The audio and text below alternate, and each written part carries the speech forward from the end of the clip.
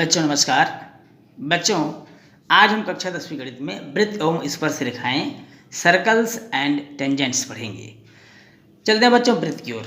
वृत्त सर्कल उन सभी बिंदुओं का समुच्चय जो एक ही तल में एक नियत बिंदु से निश्चित दूरी पर स्थित हो तथा एक बंद आकृति बनाता हो वृत्त कहलाता है।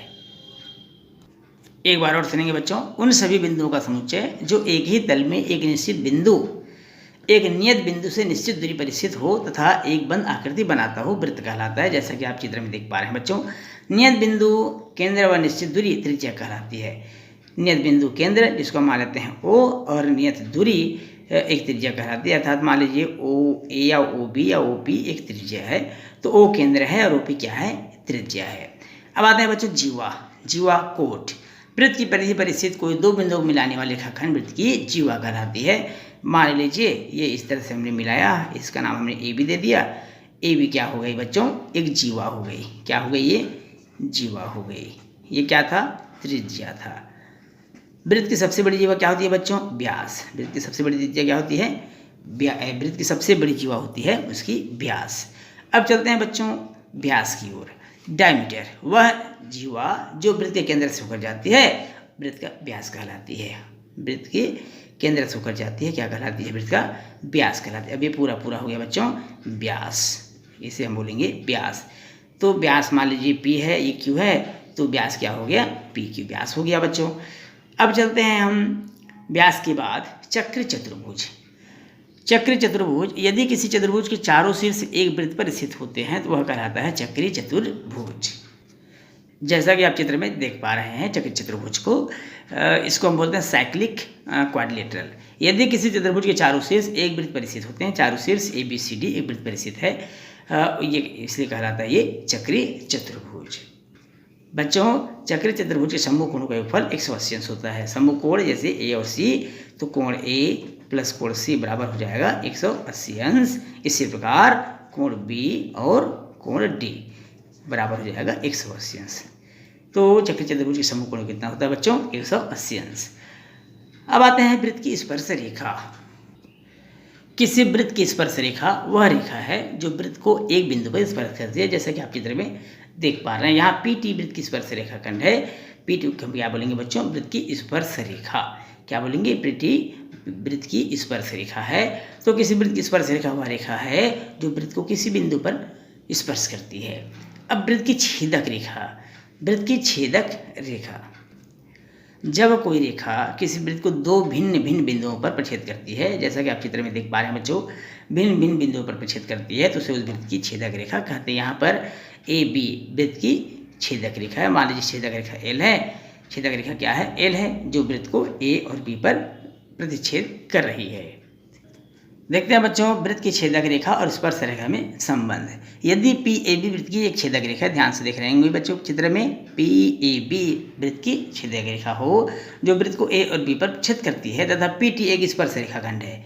PT क्या है, एक स्पर्श रेखा खंड है जहाँ रेखा वृत्त को T पर, कहाँ पर, T पर स्पर्श कर रही है, तब होगा बच्चों PA डॉट PB बराबर PT स्क्वायर।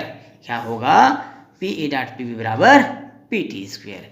अब आइए बच्चों चलते हैं प्रश्नावली की ओर और देखते हैं प्रश्नों को। बच्चों प्रश्न है, वृत्त की जीवा की लंबाई ज्ञात कीजिए यदि पहला त्रिज्या बराबर 13 सेंटीमीटर तथा जीवा की केंद्र से दूरी 12 सेंटीमीटर हो और दूसरा त्रिज्या बराबर 15 सेंटीमीटर तथा जीवा की केंद्र से दूरी 9 सेंटीमीटर। एक बार और प्रश्न को सुन लेंगे बच्चों। वृत्त की जीवा की लंबाई ज्ञात कीजिए यदि त्रिज्या बराबर 13 सेंटीमीटर, जीवा की केंद्र से दूरी 12 सेंटीमीटर, दूसरा त्रिज्या बराबर 15 सेंटीमीटर और जीवा केंद्र से दूरी 9 सेंटीमीटर हो। पहला प्रश्न है बच्चों, त्रिज्या 13 सेंटीमीटर और केंद्र से जीवा की दूरी 12 सेंटीमीटर जो दिया हुआ है प्रश्न में। तो मान लीजिए AB जीवा है। AB क्या है बच्चों, जैसा कि आप चित्र में देख पा रहे हैं, AB जीवा है, OC जीवा पर डाला गया लंब है। अब यहाँ OA और OB क्या है बच्चों, OB क्या है, त्रिज्या है जो 13 सेंटीमीटर प्रश्न में दिया हुआ है, जबकि लंब OC बराबर दिया हुआ है 12 सेंटीमीटर। अब यहाँ एक समकोण त्रिभुज बन रहा है बच्चों, देख लीजिए OCA या OCB एक समकोण त्रिभुज है। तो अब समकोण त्रिभुज हम ले लेते हैं OCA को, मान लीजिए ले लेते हैं। OCA में पाइथागोरस प्रमेय से पाइथागोरस प्रमेय से। पाइथागोरस प्रमेय आप सब जानते हैं बच्चों, पूर्व क्लास में भी आपने पढ़ा है। क्या है पाइथागोरस प्रमेय? कर्ण का वर्ग बराबर लंब का वर्ग धन आधार का वर्ग। यहाँ पर कर्ण OA अगर हमने इस त्रिभुज को लिया है तो OA का वर्ग बराबर हो जाएगा OC का वर्ग धन AC का वर्ग। मान दिया हुआ है बच्चों, OA का मान 13 दिया हुआ है, OC का मान 12 दिया हुआ है, AC का मान हमको ज्ञात नहीं है। 13 में 13 में 169, 12 में 12 होता है 144 धन AC का स्क्वायर। अब AC स्क्वायर बराबर हो जाएगा 169 में 144 घटा दीजिए बच्चों पक्षांतर करने के बाद, तब हमको मिलेगा 25। कितना मिलेगा? 25, अर्थात 25 का वर्गमूल हो जाएगा 5 सेंटीमीटर। तो ये 5 सेंटीमीटर क्या है बच्चों? AC की लंबाई। ये जीवा की लंबाई नहीं है, अतः हमको जीवा की लंबाई मालूम करना है। अतः जीवा AB बराबर, जीवा AB मतलब AC प्लस BC अर्थात 2 गुणित 5, 2 पंचे 10 सेंटीमीटर। ये 10 सेंटीमीटर जो हमको प्राप्त हुआ ये जीवा की लंबाई होगी और ये हमारा आंसर होगा। दूसरा प्रश्न है बच्चों कि माना केंद्र O, वृत्त का केंद्र O और जीवा AB है, OC लंब हमने डाल दिया AB पर, तब प्रश्न में दिया हुआ है बच्चों कि OC बराबर 9 सेंटीमीटर, OA बराबर OB बराबर त्रिज्याएं हैं जो 15 सेंटीमीटर दिया हुआ है। त्रिभुज OCA या OCB में किसी एक त्रिभुज को हम ले लेते हैं बच्चों। त्रिभुज मान लीजिए हमने OCA को ले लिया, OCA में पाइथागोरस प्रमेय से, जैसा कि हमने पूर्व के सवाल को हल किया था पाइथागोरस प्रमेय से। पाइथागोरस प्रमेय कर्ण का वर्ग, कर्ण यहाँ पर हो जाएगा OA का वर्ग, कर्ण का वर्ग बराबर लंब का वर्ग अर्थात OC का वर्ग धन आधार का वर्ग अर्थात AC का वर्ग। मार्क देंगे बच्चों, 15 का वर्ग बराबर 9 का वर्ग धन AC का वर्ग।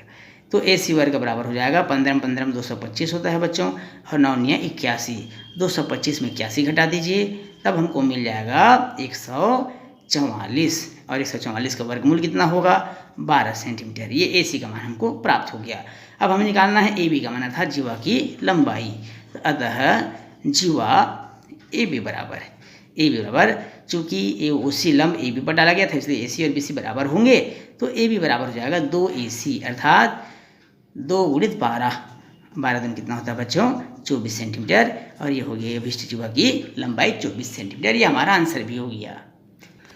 बच्चों अगला प्रश्न है, आकृति में जीवा AB बराबर 18 सेंटीमीटर है तथा PQ जीवा AB की लंब समद्विभाजक है जो जीवा को M बिंदु पर मिलती है। यदि MQ बराबर 3 सेंटीमीटर हो तो वृत्त की त्रिज्या ज्ञात कीजिए। बच्चों आप आकृति चित्र में देख पा रहे हैं, स्क्रीन पर देख पा रहे हैं। यहाँ पर देखेंगे बच्चों प्रश्न में जो दिया है AB बराबर 18 सेंटीमीटर दिया हुआ है, MQ दिया हुआ है 3 सेंटीमीटर। चूँकि PQ जीवा AB का, ध्यान समझेंगे बच्चों, जीवा AB का लंब समद्विभाजक है। क्या है?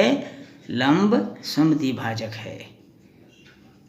इसलिए PQ केंद्र O से होकर गुजरेगी, O से होकर गुजरती है या गुजरेगी, तथा AM बराबर होगा BM। AM बराबर क्या होगा बच्चों? AM बराबर BM होगा। AM बराबर हो जाएगा BM अर्थात AB का आधा।